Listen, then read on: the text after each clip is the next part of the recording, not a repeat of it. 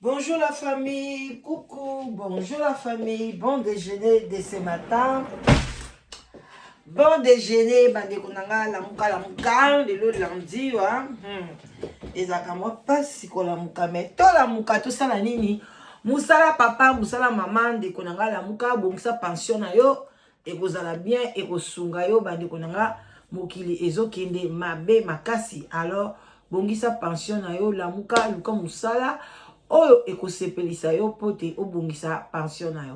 Bonjour la famille, bonjour à tout le monde. Pourquoi pas bonsoir? Ça dépend heure à laquelle vous allez suivre la danoise.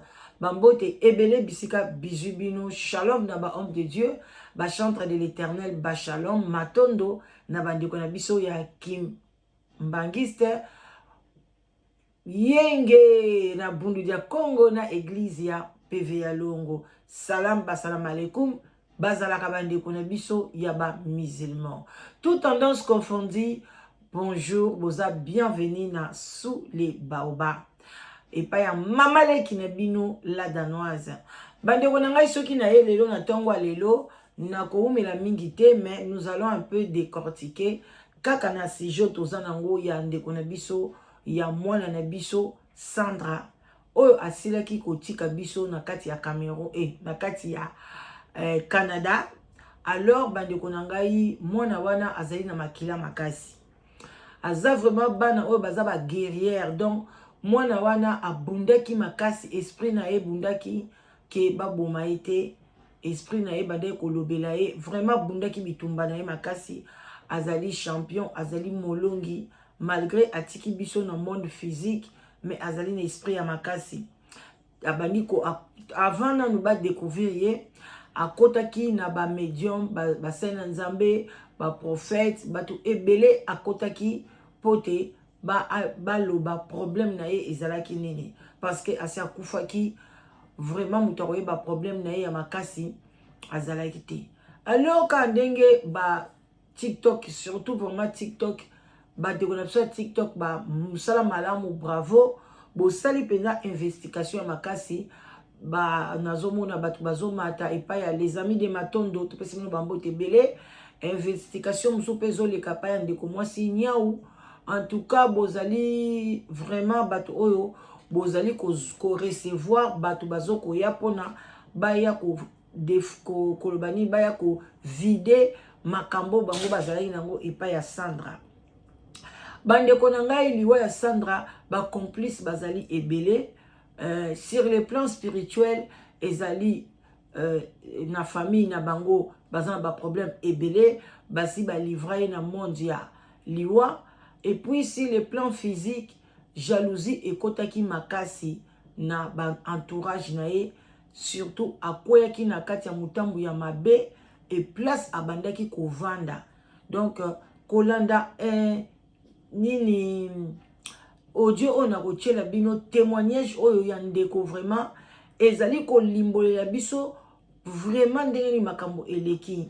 Mais eloko ezali pasi na yoki paraître mais na yoki na batu kaka o babengi ngai mais pas na radio canadienne, parce que na radio canadienne o nga na yokaki balobaki ke bakopesa so information moko te ti tango ba parents na ba koya maman na ba koya nde bakoyeba. Et puis balobaki autopsie basalaki yango nanu te, mais naye koyoka na les gens dit bon nayebi te soki bayokaki yango pe kaka na nzela ya information canadienne que balobi ke na autopsie ebimisi eloko te.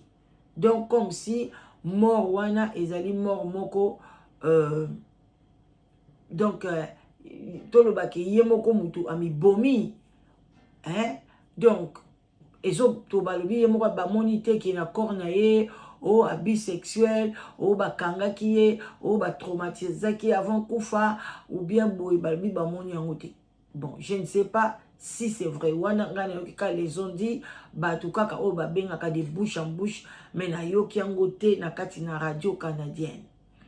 Mais si c'est le cas aussi, moi je n'exclus pas que batu pe baboma mutu, parce que na mutu oyo azio par exemple a bois qui on a mai ya mojindo yo ebina oko nager te okwe okufi na yo moko mi bois qui na mai atas oyo na ko banga oyo ko banga, est-ce que ko banga ngo ko zale keseni ata kutu yo moko okei ko sepan okei ko miboma ngo mibwaka na yo kaka mais ntango komibwaka okoti na kati ya mai wana okobanga kaka ke ai siko liwa ekomi motu nyonso abangaka liwa motu nyonso abangaka mbotama na ye biso nyonso toya na mokili tobangaka obimi boye obandi kolela même mwana babimisi na césarienne abangaka mokili alors jour mpe tokufaka tobangaka moni alors vraiment toyoka na bokebi nyonso ndenge ndeko mwasi azoko expliquer situation ozomona ke ndeko mwasi azo expliquer situation comme si ayebi ebele aza pe coupable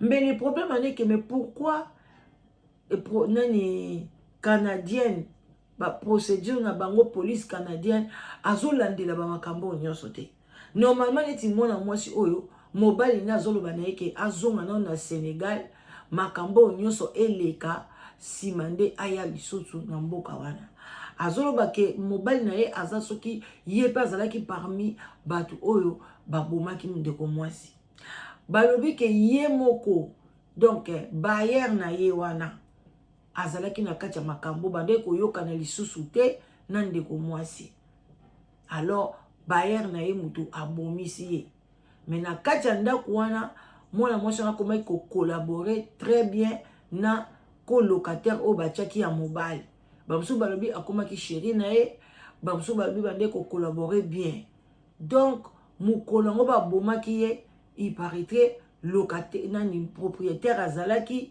garçon wana pe azalaki ngai bandeko na biso tosaka analyse makasi approfondie malheureusement nazosala ba live te so na bande osala ngona ba live bongai kubomona nalobelaki likambo oyo nalobaki yango jour aliboso nalobi ke colocataire wana bango mibale wana bato bavanda na ye bayebi liwa na ye nalobaki yango bayebi liwa ya mwana wana bayebi yango il faut na bakanga bango même ici bayebi yango te mais baliwa ya somo ndenge wana bozaki na mutu premier jour amonani te deuxième jour amonani te bolingi kobenga te mama na ya bengi bino pona bobenga police bo insister et puis moi mwasi wana azokima azobaki nga na olala na ndako te donc banda mwana mwasi wana baboma ye ou bien bakaptura ye ye alalaka lisu na ndako te aye kozonga kaka ntango mama ya fille wana bengi et puis azopesa azoloba ke soki napesi yo numero ya garçon oyo aza na ndako akoyamba yo te parce que azolala parce que boye parce que ayebi yo te na sens nini donc abandon ya kosala kosentir lokwa aza na mwa culpabilité moko boye ekotaki soki Lorraine soki nani wana soki Loane baza na Christophe na Christopher na Chris bakombo wana bolanda ngo na bokebi nyonso ndeko mwasi azopesa oyo comme si akomi na likukuma donc ozo sentir que ata bomaki ete mais aza coupable donc ayebaki histoire wana akokaki pe ko sauver Alexandre mais nazo comprendre te nde bazoleka na ba live est-ce que bandeko na biso ya Canada bozolanda ba live oyo bandeko bolaike bo partager ata na nzela na ngai bakoki koyeba ndeko mwasi oyo aza sénégalaise azolinga akene azonga Sénégal batia na ye bakanga ba frontière mwana mwasi oyo so bakangi ye ndenge azolobela akobimisa version nyonso bandeko bolandala bokebi nyonso zo comprendre donc ndeko na biso aza makila makasi ezaka pasi ke place akufeli moins négligence ezali linge décharger moins négligence eza bandeko na ngai eza pasi na mawa vraiment oh ezoloba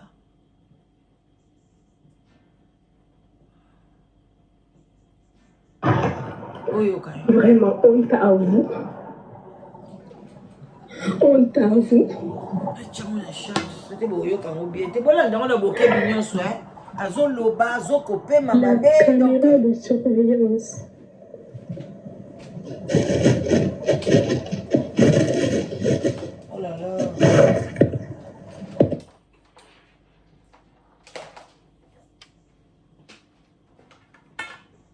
olobaka boloba ekangami te eza nde ye. Qu'est-ce qui ne va pas?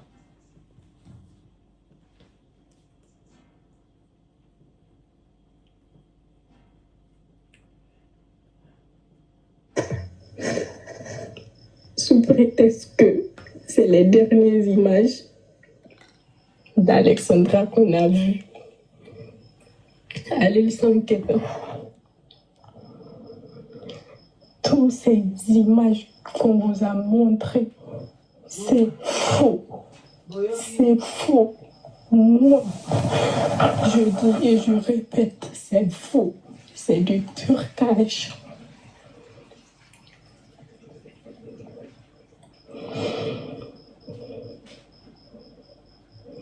Alexandra ne s'est pas rendue à l'île Saint-Quentin à 16h. Alexandra n'était pas habillée ainsi. Alexandra était accompagnée. Alexandra est partie à l'île Saint-Quentin à 15h. Je dis bien à 15h. Et elle était accompagnée par ce fameux Christ.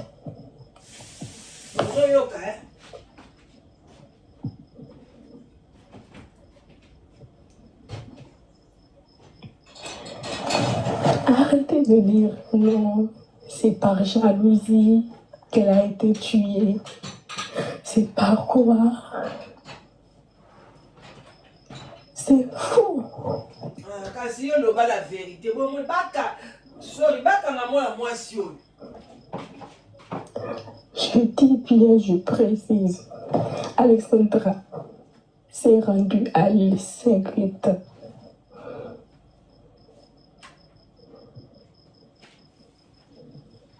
Elle était accompagnée par Christ. Voilà. Qui prétend que non, il a juste déposé, il a continué. C'est faux. Il était avec elle. Et donc, dans l'île, sur le parc de l'île Saint-Quentin, Louane, je précise bien, notez tout ce que je dis. Louane, je sais que vous tous, vous m'entendez, je parle, oui, je parle. C'est la seule fille qui n'a pas peur de vos menaces. Je parle. Louane était belle et bien présente avant l'arrivée d'Alexandra et Christ. Christ avait proposé à Alexandra de se rendre dans le parc de l'île Saint-Quentin pour parler à trois. Louane, Alexandra, Christ. Pour parler à trois. Essayer de trouver un raisonnement par rapport à l'harcèlement que Louane fait à Alexandra.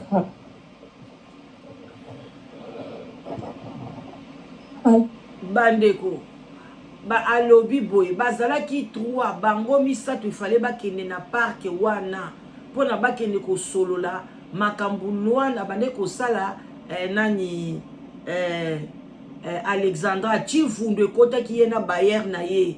Alors abande sala ba harcèlement neti ba harcèlement izama bebele na ko boma yo so kepte na ko beta yo na ko boka biloko na yo boye na boye yo so kansoza nani abande penda ko sala ye. Donc ndeko mwasi oyo alukaki déjà ndaku azalaki prête à bima na ndaku wana. Alors Louane ayebisi Chris a convaincre ye que babima en dehors ya ndaku bakine kolobela makambo wana pona balukela ngo solution bolanda. Sandra croyait typiquement que c'est ça. C'est Elle croyait typiquement que c'est la raison pour laquelle ils vont se rendre dans le parc de l'île Saint-Kitts.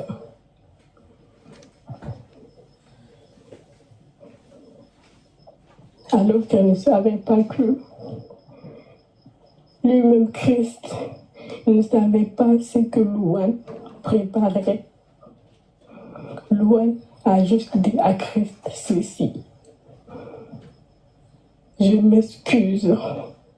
J'ai tous les preuves, je vous dis. Voici le message de Louane à Christ.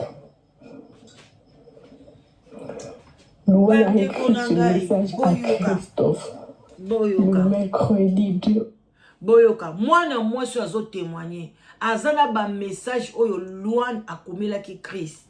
Malgré bazaki ndako moko, mais akomelaki yango par message. Boyebi ke boko fond de sika moko, munika muso azo sala, muso akena ecour, boyena boyo ko komela, to zapena ba mbali na kati ndako, bozanda ko mo metoza ba message to komanaka na bana na biso to komana ba message. Donc ndeko mwasi oyo na ba message Christ bakomela ki azanango. Bongo siko pone ni police canadienne azotia bango maboko te.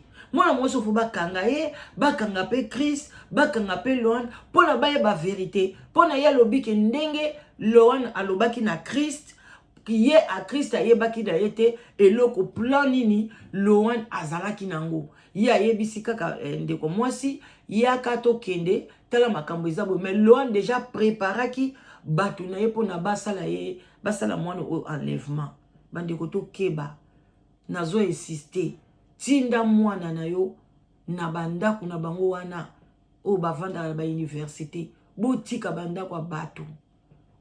Botika bandako ya bato.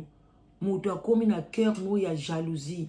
Louane wana nyoso bandeko nyoko la mwana, c'était la jalousie. Comment sa maman prenait soin d'elle. Octobre.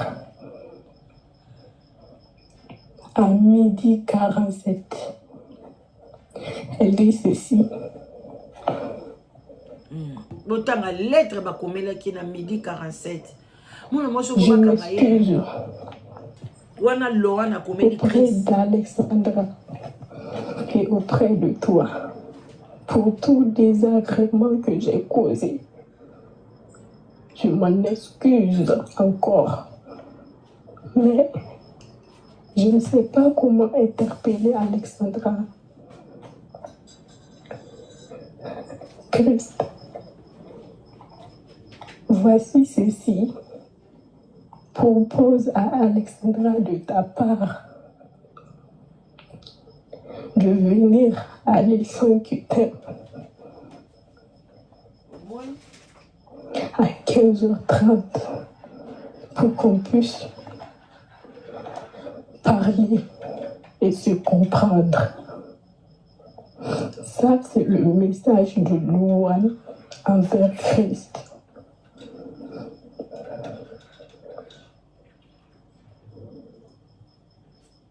Je dis bien, Louane était bien avant Alexandra et Christ dans le parc de l'île Saint-Kitts. Mis à part l'influence que Louane a aux côtés de la police, de la justice à l'université, Louane a aussi une influence sur le parc de l'île Saint-Kitts. Louane a une influence sur le parc de l'île Saint-Kitts.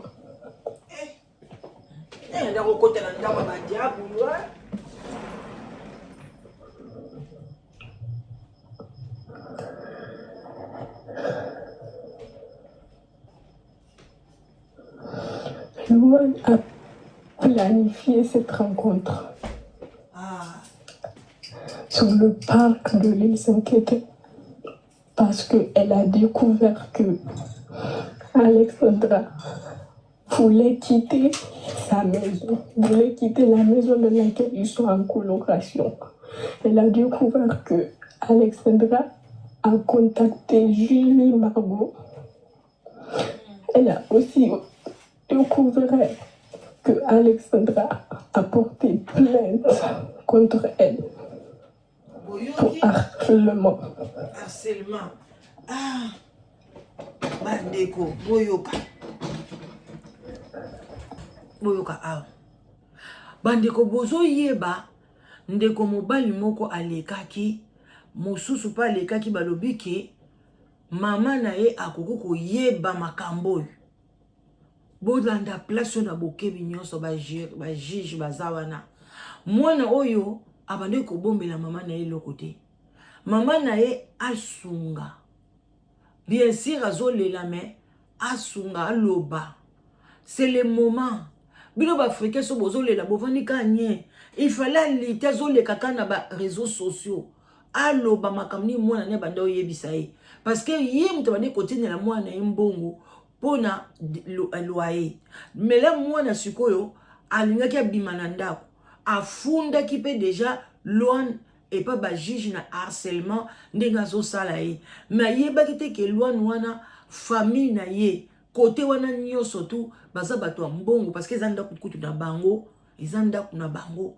Azaba mbongo donc bazanda déjà na ba politique na bango kota kuna na kati tant souba ezaba secte na bango za makambo na bango ba bomaka balobi moi mais jeune fille moko peso awuti ko kufa kuna mikolo donc ba bomaka batu mo ebele akoya ki pa na maboko ya batu mabe mais eloko nyoso ezaka na tangu nango donc mama makambo moi so azoloba tozwango en considération et puis to maman na ayebisa biso est-ce que c'est vrai que moi na ya bande ko yebisa yeke loin abandeki ko harceler abando sele mabe et puis afunde ki on déjà na justice bozo landa bien bozo yoka tozo kende moi si au faut ba kanga ye azala pena témoin ya makasi ayebi ebele mwana mwasi aza sénégalaise il paraîtrait bolanda kaka ngana hôtel matelema bolimbisi.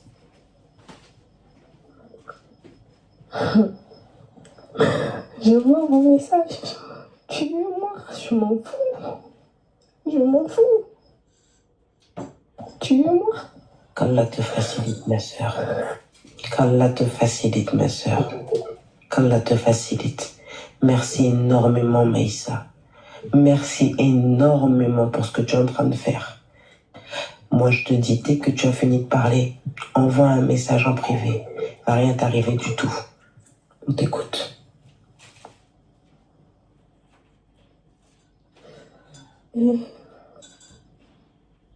Ça m'a caché. Sincèrement, pour être sincère avec vous. Mis à part ce trio, Louane, Christophe, Cédric, il y a bien et bel un homme d'une grande influence dans Trois-Rivières, qui est mon copain, sincèrement. Il est impliqué, mais c'est mon copain. Copain n'est pas impliqué dans l'affaire. Actuellement, j'ai mon billet d'avion. Maman na Sandra, pas moussama ya misu, telema ya laïke mission partagée. Et comme la maman telema. Tika kotele kokanga misu telema luka batukuna. Bon luka mwana mwasi o azana billet d'avion ne alinga kima na ye ayebi ebele mobali na ye pa lobike abipe copain na ye pa zali a ceux qui impliqué na faire oyo. Eza Sandra mutazo lobisa ye. Congolais mama tondo kuna bo telema. Bon luka mwana mwasi oyo bon luka ye. Bon luka ye bandeko. Boko yeba bozo landela makambo boko yeba lekaki wapi. Oh, eza soki Canal News Peuple mutakati yango. Canal News Peuple mutakati yango. Na ba photo moko eza kuna na bato mwindu baza kuna na ba meti bandeko. Canal News Peuple mutakati yango na ebite soka zwili yango na live ya nani. Live yango ezo mona loko eza live ya Barab. Yaya bola muka sino te mwana okende zero.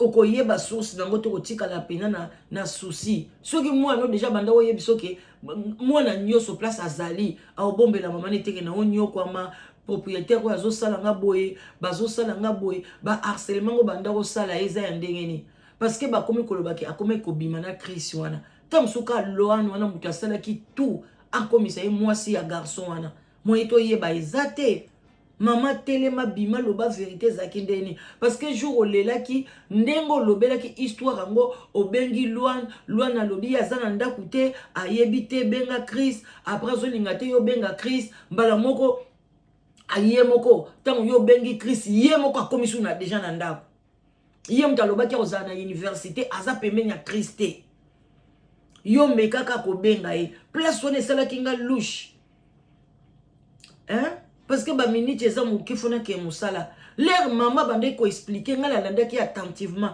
na détecter ki mbala moko quelque chose eza na kati ya ndaku mwana bande ko vanda et puis na lobaki yango pe tangu yo bengi mutu azolinga tio na contact na Christ mbala moko alobi nga mona obenga Chris après mbala moko komi information mwana na yo emonani benga biso mbala moko komi pembeni ya Chris pour le temps où Chris abando tuni ba question yesu kwa fixa a Chris miso pour na Chris akosaka alobi pe mko mobali na fio sko azoloba biki mobali ne pas zalaki na kati ayebisi eke afutele tika ke ne Sénégal ti makambo nyonso ko sila bongo ya koya bongo mwana mwasa boye botika ye ba congolais na ba camerounais surtout bino ba camerounais mwana wana za 75% camerounaise botele malapona likambo oyo parce que biso pe bana na biso bazotanga kuna ebele alors soki ba piège ya bongo ekomi na Canada faut bato baye bana musu ba canadien bazana ba magie na bango bani bando sacrifier bana ba africain bato bazo ba précaution bazo kama yele so likambo ekwe avançons. Tu m'as payé pour que je rentre au Sénégal. Mobali na yewana aza impliqué afuteli etika zonga na En Sénégal. attendant que tout ceci va se calmer. Car Cédric a juré que c'est soit lui ou moi.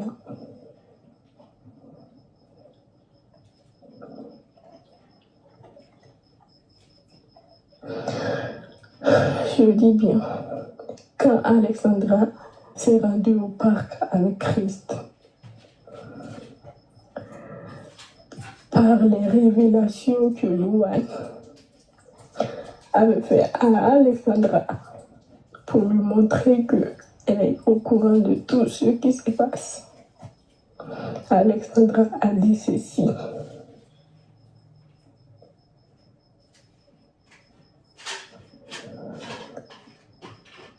Clairement, je sais que je suis morte. C'est la phrase que Alexandra a fait sortir de sa bouche. Devant Luan, en face de Luan. Elle n'a rien répliqué d'autre que clairement, c'est que je suis morte.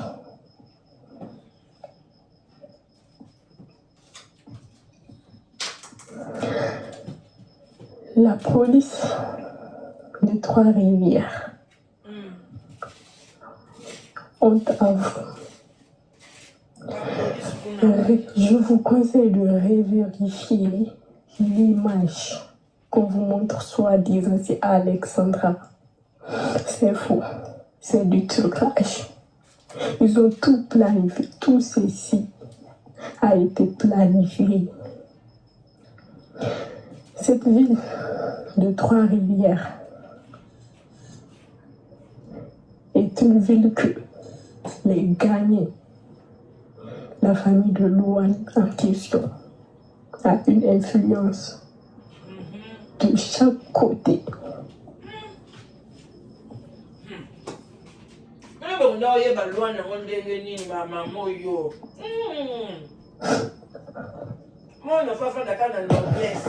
Alexandra n'a pas été tuée le mercredi.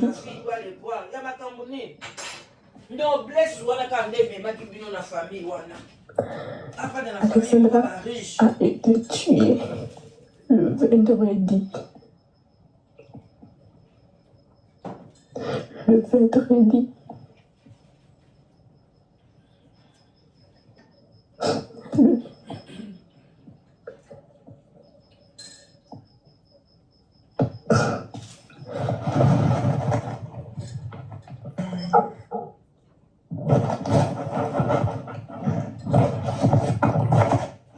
L'ouvre pas, l'ouvre pas.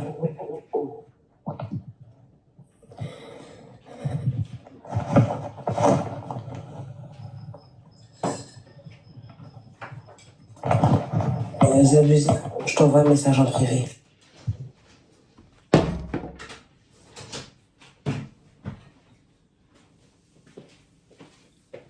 Voilà. Bande koto komi na suka. Moi mwasi oyo. Nde kabino bomoni awa. Nde bomoni awa komi na suka. Donc bakataki en place wana. Comme si batu bayaki na ndako yango. Comme si batu bayaki kokotela iso pende yene. Mais bande onanga kolanda mwasi oyo na koloba na kobanga. Comme si azoloba histoire moko ezali vrai. Na bakaya boye ba négligeaki eloko te. Mwana mobali moko alekaki komoni ezaki Cédric. Premier jour alekaki a expliquaki ba genre biloko boye. Alors bandeko nanga eloko kana osenga na ba famille ya Sandra bo négliger biloko oyo te. Ba koki ko localiser ba police ba ko localiser place nini mwana mwasi oyo asaleli émission. Nde bomona katotiaka be mission boye. Police aza capable ya localiser là dans nos salons esika nini na balabala nini na place nini. Alors bande ko ngai vraiment bokto batela bana. To tika makambo epesa bino leçon epesa biso leçon soki bana biso ba okitanga libanda batanga bavanda na banda kwa ba étudiant. Ils ont plus de sécurité na sens ka kozala yé moko. Ou bien soit bo pesi bo sombeli chambre na ye bo kozo futele chambre na ye aza ye moko ke kozana bato surtout so yebi mwana no linga moi qui vantard moi bien azala moi chic moi parfait moi fier ya ko chaina baninga te parce que jalousie ebota makasi ba bomie ka par jalousie lokadina mwana mobali mwasi wana azala mwana mwasi moko mabe. Yé le quoi baye bani bazan influence soki na Trois-Rivières wana ako loko lingata mona mwana mwasi mo boye aleka ye alekine kutu yete mais de façon ka fi yango azalelaki kolata kosala boye et ko créer jalousie et puis to battre la bana na biso na sens que bana biso to éduquer bango ke mbongo bazwa kango na musala soko sisi classe ou bien tango zo sala bazwaka mbongo ya facilité te pa ba mibali ba garçon ba jeune garçon non bazwaka mbongo na musala parce que bana ebele bakende na ba omwana omwa bakomi kosala prostitution surtout pe bana mingi pe ya ba Nigeria alors kosala attention kolinga te mwana no azala na ba université kole na bana na ba Nigeria balinga kosala prostitution makasi ba mama obozo yoka oboza na kati ya UK États-Unis Canada bo benda bana matoi mbongo bazokango na musala nde na ibsaka bino lakisa mwana ke musala o ya bazula mbongo eza prostitution te ezali koteka nzoto te parce que ezali sumu moko oyo nzambe a pardonner kango te nzoto eza temple du Seigneur okoko exposer yango to bana koteka yango pona kozula mbongo to conseiller bana na biso bande konanga et puis to landela mwana mwasi oyo ayebi ebele tango sope azalaki place babomaki mwana boyeba te bo négliger yete bo yoka makambo ya ba police te mais mama ya Alexandra sala tout pona yo eza procès na yo zo avocat na Canada alandela mwana mwasi oyo en tout cas naza sûr et certain vérité ekobima botika la malamu journée malamu bon service na ba obazo kene musala et puis bon appétit bonne chance na ba obazo luka Et puis bon anniversaire et pas à Mike Moulopo. Mike Moulopo, ouais. Bon anniversaire à toi. Vraiment bon anniversaire. Laisse-moi voir un peu pour qu'il n'a prononcé Moulongo. Ah, Mike Moulongo. Bon anniversaire à mon frère chéri Nakatia. Bruxelles. Aujourd'hui, c'est ton anniversaire. Que Dieu te bénisse, que Dieu t'accorde encore une longue vie. Hein, que toutes les portes de ta vie soient ouvertes au nom de Jésus. Bon anniversaire à toi encore, Mike Moulongo. Voilà, Mike Moulongo, Schengen. Toujours Nakatia Mons. Vraiment, on ne sait pas, on est de cœur avec toi. Bon anniversaire. Des bonnes choses. En tout cas, souffle tes bougies. Lia gâteau na ona kimia. Ici à Londres, toujours célébrer ton anniversaire. Happy birthday. Tuluc Médaille. Bon anniversaire. Mike Moulongo. Botika la malamu. Et puis des gros bisous à Yamari Nakatia, Belgique. Ce que nous baba bijou bien yaya. N'hésitez pas. Kende namatonge et pas yaya Marie. Okozwa yango. Nakei nakomi pressé.